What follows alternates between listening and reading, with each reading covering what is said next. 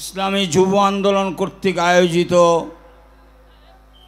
সরওয়ার্দী উদ্যানে পঞ্চম জাতীয় যুব কনভেনশন আমাদেরকে সত্যিকার এই উপস্থিতি সময়ের একান্ত দাবি। যুবকরা এই সরওয়ার্দী উদ্যানে কনভেনশনকে সামনে যে উপস্থিত হয়েছে, তরুণদের তারণ্যতা আমাদেরকে সত্যিকার উজ্জীবিত করেছে।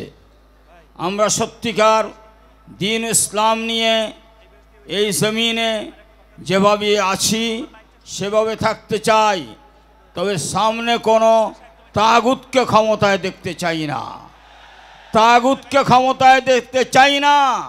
তাগুদের দোসর হয়ে যারা ক্ষমতা আসতে চান তারা হুঁশিয়ার, যদি প্রয়োজন হয় আবার যুদ্ধ হবে, তাগুতকে ক্ষমতায় দেখতে যাবে না। আমরা নীরব হব না, নিস্তব্ধ হব না, ময়দান ছেড়ে আমরা পিঠ দেখে চলে যাব না।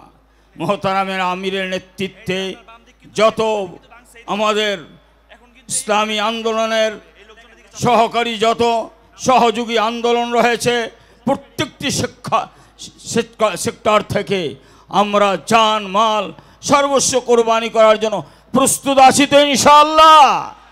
আল্লাহ পাক আমাদেরকে এই প্রোগ্রামের মাধ্যমে বিজয় নিশান উত্তীর্ণ করে দ্বীন ইসলামকে রাষ্ট্রীয়ভাবে আমরা যেন বিজয় করতে পারি।